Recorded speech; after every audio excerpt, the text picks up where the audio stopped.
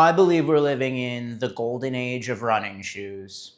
In 10 to 15 years, when every shoe costs $500, we will look back at this era and think, man, that was the peak of the bell curve.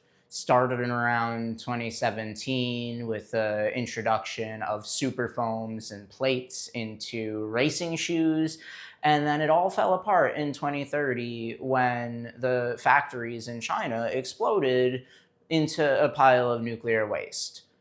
I'm not saying that I've been in a time machine, but I have two shoes for you today that I've already compared one time before and have made comparisons intermittently throughout my doing of the shoe reviews on YouTube. However, I felt the need to update this as they grew old and long in mileage. So with me today, I have the Dynafish XiaoNian and the Asics Megablast. Here's how we're gonna do it. We're gonna go Dynafish in the morning, Megablast in the afternoon. It is round 2 of the comparison between these two big super trainers. I'm excited to do this revisit comparison since it's been a while since I've run in these back-to-back, and also, I really like running in both of these shoes quite a lot, despite some of the issues that I've had with the Megablast upper and some of the potential beginnings of a degradation of the foam in the Dynafish. I'll address that more today on the run, because the last time I ran in this off camera, I didn't really notice it so much, and it's kind of the same with the Megablast. It didn't feel like it was fatiguing really at all, but I've felt that in the past, so that's an area of comparison that I want to tackle. Another area of comparison I want to tackle is just how the rocker profile feels. That's something that I'm trying to pay more attention to. And then on top of that, I want to see overall speed-wise what it's like to run in both of these. In the afternoon, generally, I'm a little bit slower, so I'm not going to obviously fault the Megablast for that later, but let's go compare some shoes. Double trouble tomorrow will have to wait.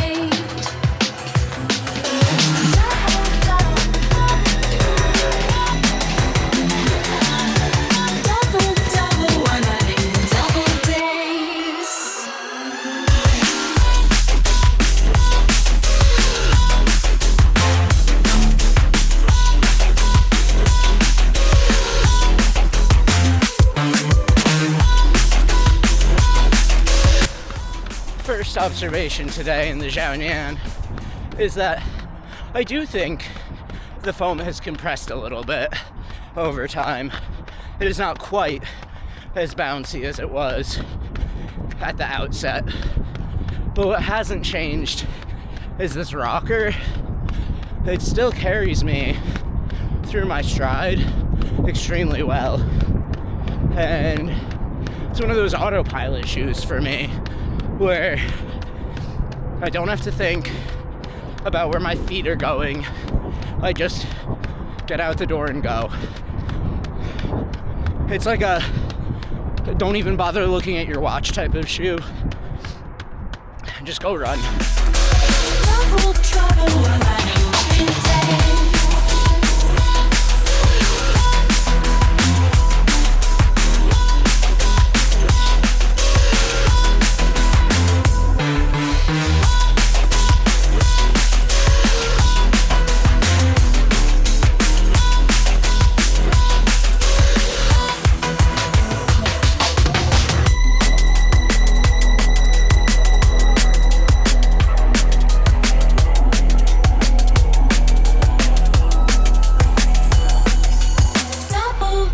Today's a double day.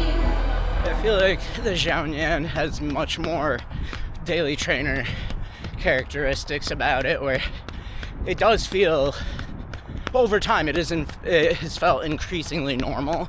I would say when I first got it, the relentlessness of the rocker profile and the initial bounce was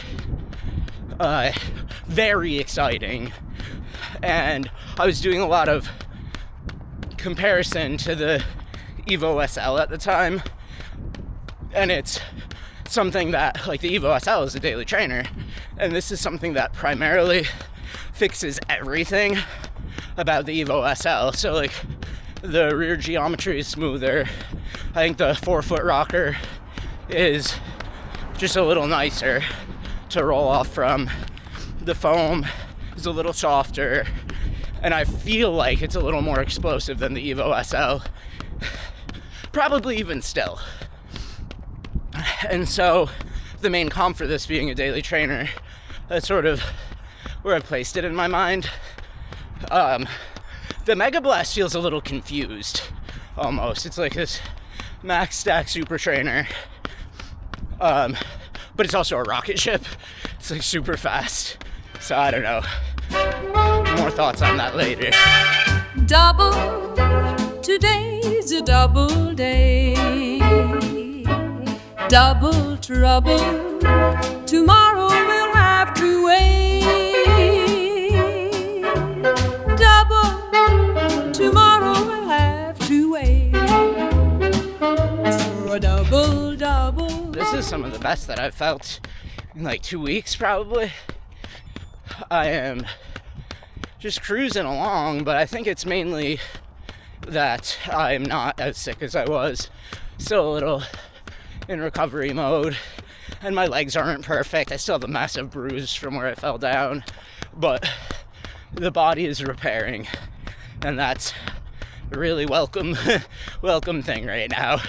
I've been sort of running ragged for the last couple of weeks.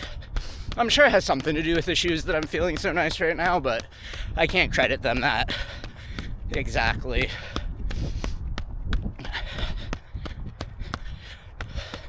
Earlier in winter and last year in early winter, this was the birthplace of all of the crows.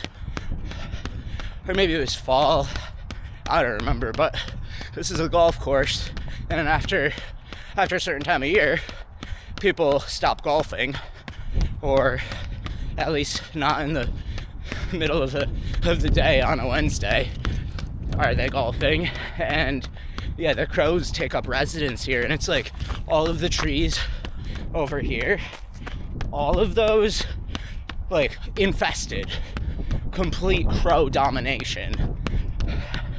I'm not talking hundreds, I'm talking literally thousands of crows.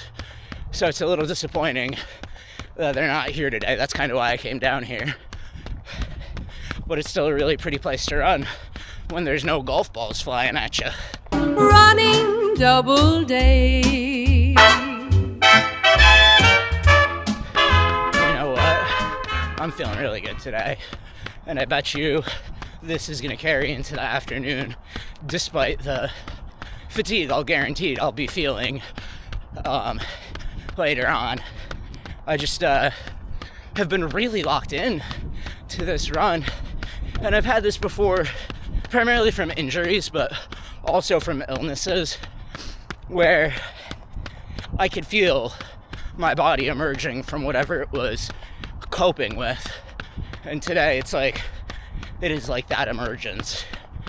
And I love these type of days. It's like, oh yeah, I can run after all. I'm not in shambles anymore. Feels good.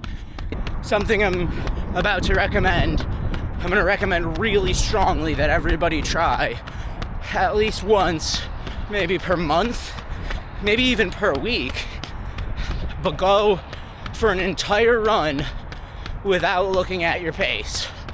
And the pro version of this, go for an entire run without looking at your watch. And obviously, if you're like tracking your miles, run a familiar route that you know that you could get away with not tracking your miles on your watch. Or for me, it's easy enough to just hear/feel the notification for the beep, for the mile marker. So if you need to track your mileage, you could do it that way. But the reason I recommend this is I haven't looked at my pace once today. If I had to guess, I'll end up averaging mid-8s, and I'll let you know when we get back. But yeah, it felt really good. It's just like training myself to run by feel right now and by effort level.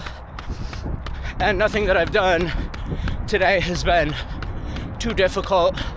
Probably above zone 2, because for me and my heart rate, I generally am above zone 2, like almost all the time, even on really easy runs. So, but I don't know, I think my zones are wrong, or like Garmin's wrong about my zones, who knows. But my point is, we run with data so much, let's just like once in a while not. All right, 10:01, 8:32 pace. That was a pretty good guess. I actually kind of thought I was going faster towards the end, so I would love to look at the splits later. But yeah, I don't know, man. That was a really good run. It's one of the best that I've been on in quite a while, and I think, yes, I am recovering from being sick. I am recovering from falling down a bunch, and the weather's nice today. That's another understated, or something that I did understate, but I shouldn't understate, is that it's like 40, mid-40s. My afternoon run is probably going to be in the 20s. There's like a big shift that's about to happen, and it sort of started to happen while I was out. It got a little chillier, but I'm waiting for the big drastic change, and I'm hoping it doesn't change in that way. But yeah, it's a Dynafish XiaoNian, man.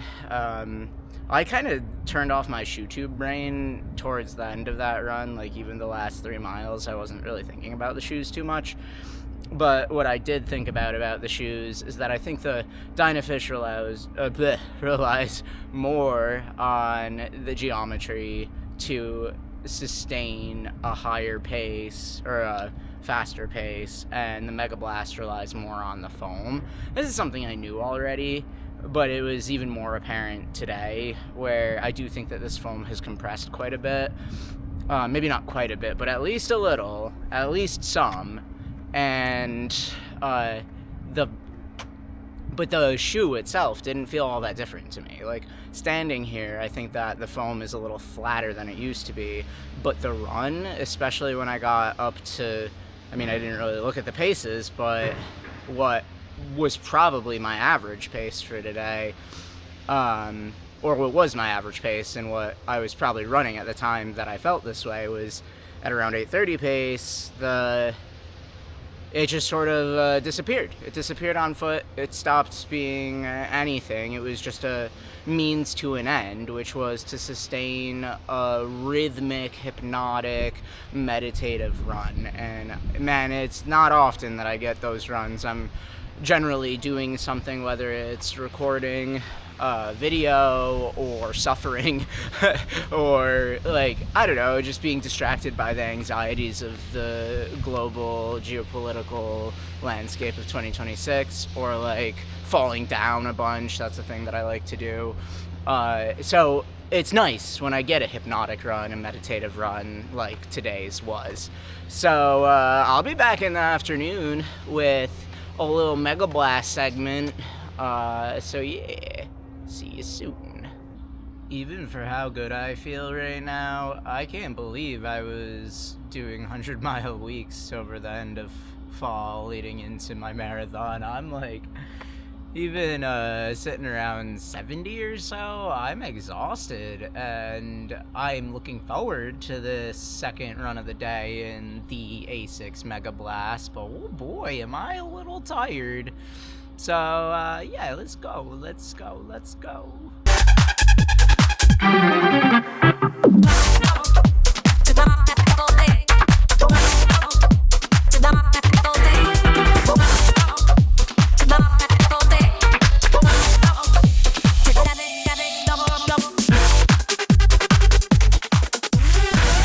I'm gonna go towards the same area that I was in earlier, but take a slight detour, slight alteration to that route and go towards the fire station. So far, yeah, it's still the Megablast. I think that it's bouncier, for sure, than the XiaoNian, but not, like, alarmingly so. It's really early into the run still, so it's hard to say.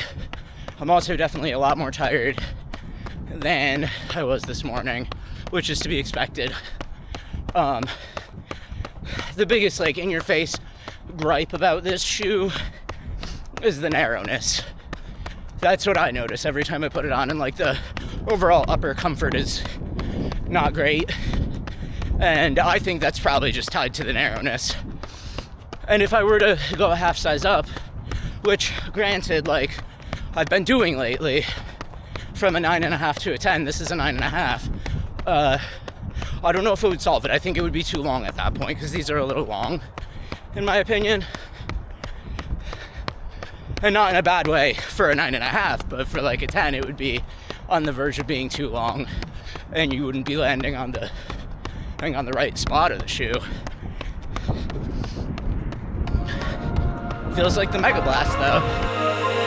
Double, double, today's a double day. Double trouble, tomorrow we'll have to wait. Double, double, today's a double day. Double, double. For as big as the heel is on the Megablast, I don't think it's overly clunky. It is less fluid than the XiaoNian. I have like more of an inclination to strike with the heel on this, and it's not like it's getting in the way, but I would like it to be more out of the way. There's lots of military choppers lately.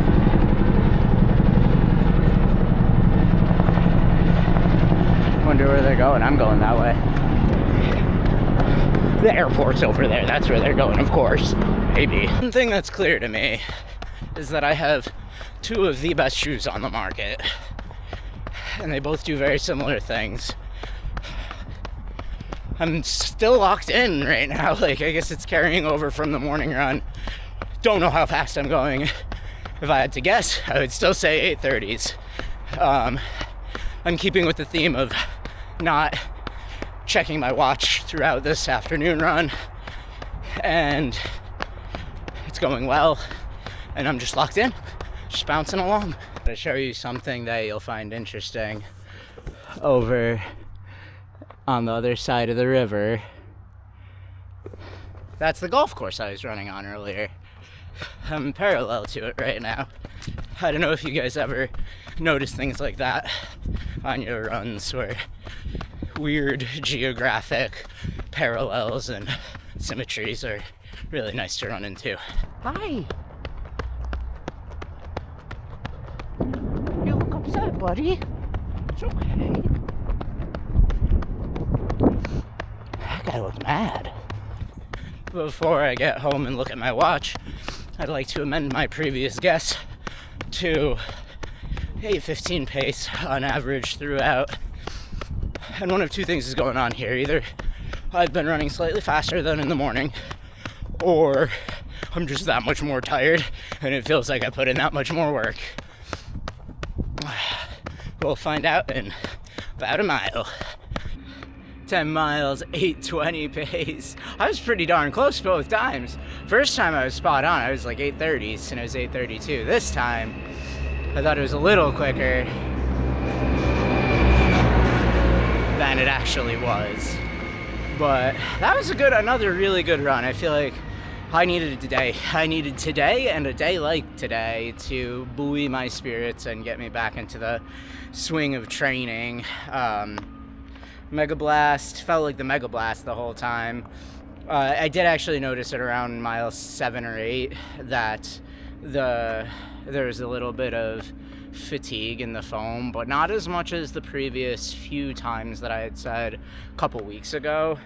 And so maybe resting the foam and not running in it a ton over the course of those weeks sort of refreshed it. I don't know how any of this works, but yeah, it felt great today. And still a little narrow, and one of the things that I've scarcely mentioned on the channel is that I do get some big toenail rubbing, particularly on my right foot, but I've gotten it on both. It hasn't resulted in any blackened toenails yet. I mean, my left foot has a blackened toenail, but that's been a year in the making, unrelated to the Megablast. I don't even actually know where that one came from.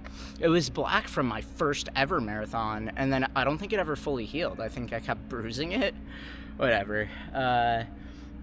Yeah, it's like an accent color. You know how they do stylistic accents on running shoes? That's my physical body accent decal, is the left black toenail. Permanent fixture. Great. Um, okay, so yeah, that's the recap. That's all I got. I need to go get rid of my run brain and do job work and then do video edit work and such, and I will see you back in the studio. Gross.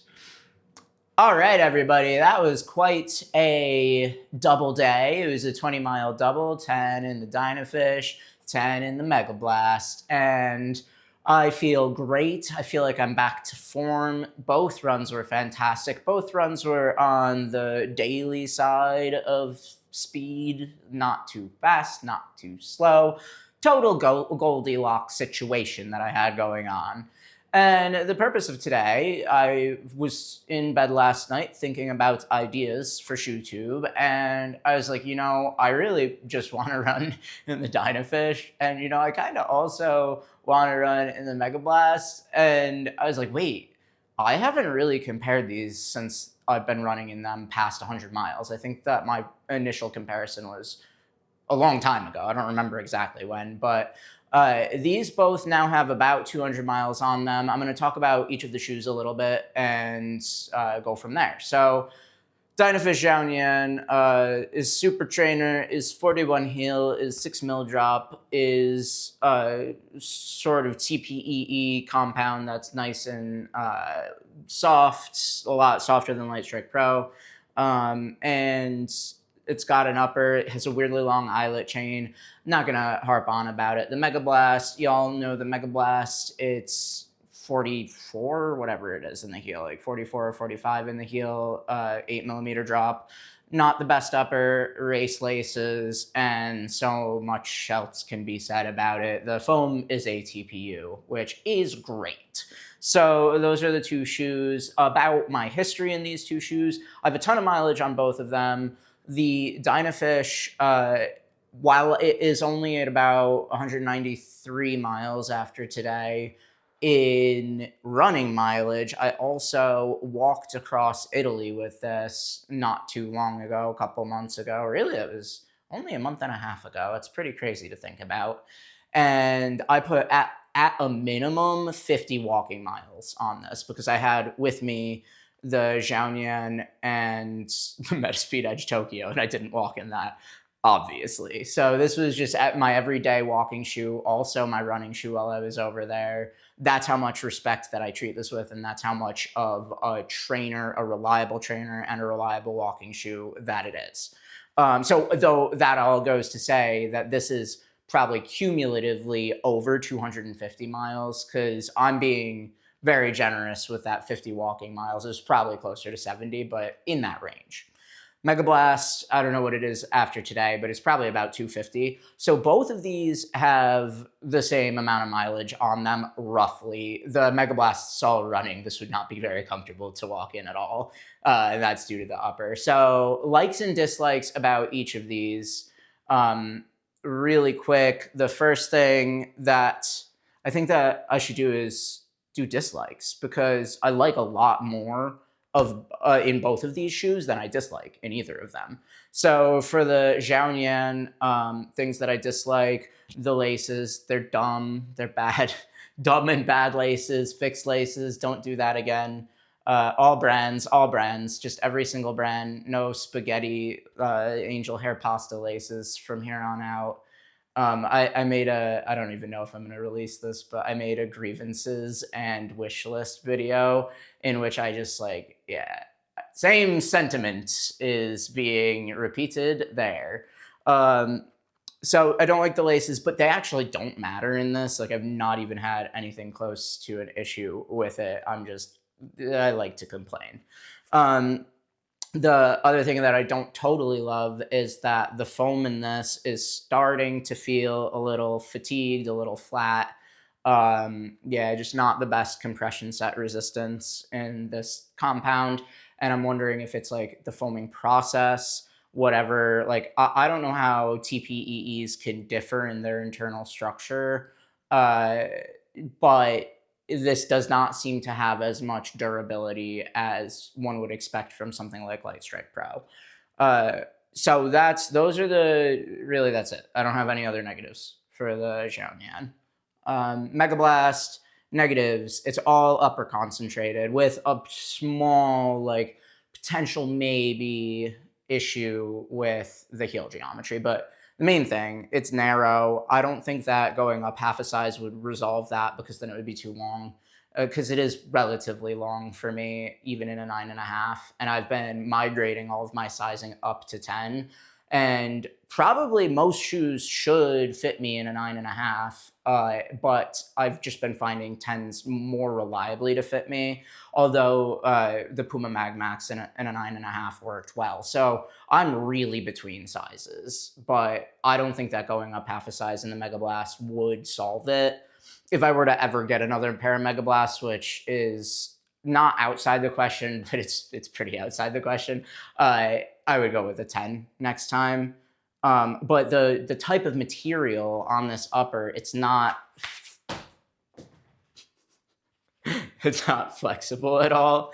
And so I don't know, even if it's still slightly narrow in a half size up, I don't think that would solve it. I don't think that would be the solution to the shoe for me.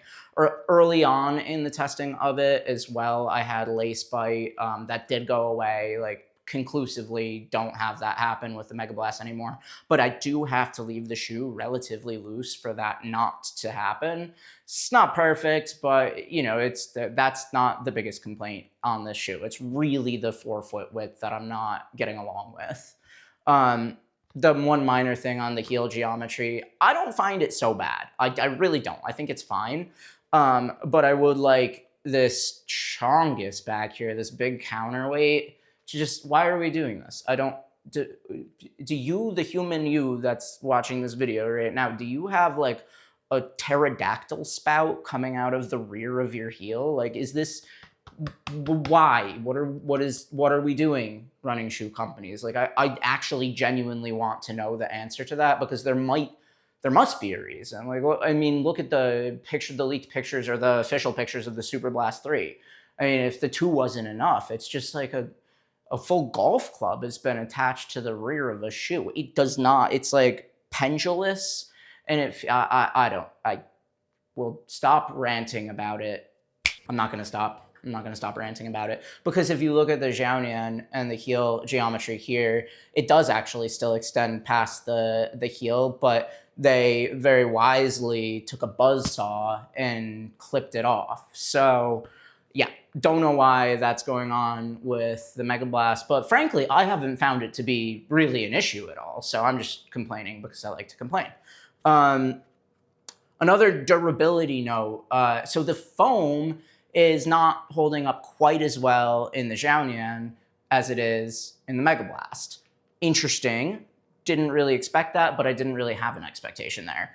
The other thing to note, though, is the outsole on the Dynafish XiaoNian is holding up much better than the outsole on the Megablast. And it's not like the Megablast is holding up poorly. This is at 250 some miles and it hasn't disappeared yet. And it still feels very tacky. Like, it's super sticky to run on this on dry or even like moderately wet pavement. This is top 2 probably shoes for winter weather grip for me right now, the Megablast is, between this and the Puma Mag Max 2. Right, so that's high praise for the Megablast outsole, but I do think that actually the rubber is going to be the thing that kills the shoe. I think that the midsole, I don't know, it still feels completely fine. And I thought for a while that it was showing some like fatigue from like on runs. It was getting less bouncy sooner and sooner in the run, but then that stopped happening. So I can't really explain. I'm not a foamologist. Maybe someday that would be a cool career to be a foamologist. But yeah, I thought that the foam would go dead in this quicker than the outsole and quicker than in the XiaoNian. That was a pleasant and surprising surprise that it really has not done that yet. So talking about the bounce between the two, the bounce in the Megablast is slightly more substantial. It's a little bigger of a bounce. I don't think that there's actually all that much between the two. And maybe that's how I'm landing on my feet. Like I'm landing on my forefeet for the most part. And so I'm not necessarily getting the majority of the foam in the Megablast platform. But yeah, I find there to be a difference for sure. I think the ATPU in the Megablast is just a crazy good foam. Like I really, really enjoy this. So yeah, foam win for the Megablast. Like a good, maybe a letter grade better than the Dynafish. So this is sort of like S tier, maybe A plus tier. I don't know. I don't do tiers. I'm not very good at tiers. And this might be an A. So this is like right in between S and A, if that's a thing. And then this is A for sure. Because I couldn't say that this foam is any less than A. It's a phenomenal foam. Yeah, and it's just not holding up quite as well. So where the Dynafish XiaoNian comes in and steals a lot of the Megablast thunder is I think that the geometry in this shoe is so much better than the Megablast and then pretty much every other shoe that I own. Like the rocker profile, both in the rear and the forefoot, is everything that the Evo SL should be and more. And yeah, just really great geometry. And it sort of has mitigated the foam starting to falter at this mileage, right? It still feels like a shoe that just keeps you going and keeps you running in a way that, the Megablast I don't think really quite does. And that's why I featured the Dynafish XiaoNian in my 3 best long run shoes of all time video, because this really urges you to just like turn your legs over in an effortless fashion that I've found in so few other shoes. And yeah, it compels me to run longer than I need to as well. So really great marks, especially for longer runs in the XiaoNian. I think that's gonna roundabout close it out. I guess the last thing that I have to keep harping on about both of these shoes is the value proposition. So the Megablast costs $225 retail. The Dynafish XiaoNian, which is hard to acquire, mind you, because you have to do some acrobatics with Taobao and Kainiao and all sorts of Chinese stuff. I do have a guide on how to do that, and I will link it in the description below. Yeah, so you have to do some stuff to get the XiaoNian, but it is like, it came out to around about 120. I can't exactly remember what it is. Like the base level price of this shoe was something like $70 US, and all of the getting it to America made up the rest of the costs. It's crazy. It's just insane how good this is for what it retails for. It's crazy good for the price. It's a deal in a brand new shoe, and it's the second shoe. It's the second shoe that Dynafish has ever made. I mean, fantastic effort, round of applause. But yeah, I think that they're both great shoes. I think that it's really only up to you to decide whether or not the Megablast is worth it, because knowing what I know now, if I weren't doing running shoe reviews, I still don't know if I would buy it at its full price. I didn't pay full price for this. I got it on a discount because I had some store credit at a local running store, and so I got it, I think, out the door for like under $225. It was close to the retail price, but the United States with all our taxes and stuff. So yeah, it was not full price that I paid for this, and I don't think that I ever would pay full price, but it's still great. It's such a great foam. It is such a great foam. I think the shoe overall is a bit confused, has some flaws, has a racing upper, and has like a fast training foam, like a fast training foam. And so it's the version 2 of this I will probably pick up if I could, especially if I could get it on a deal. And if they could do anything in their power to keep the price down, lower it even, maybe like 200 would be sick. I think it would be a steal at 200. So Asics, please drop the price. Okay, I'll stop complaining. But you guys know I like to complain. So, but I'm actually done complaining now. So thank you all very much for your attention. It's been a fun double day. I feel good again, and I always like when that happens. So as always, stay in motion. Double trouble, tomorrow have to wait. I love you. Double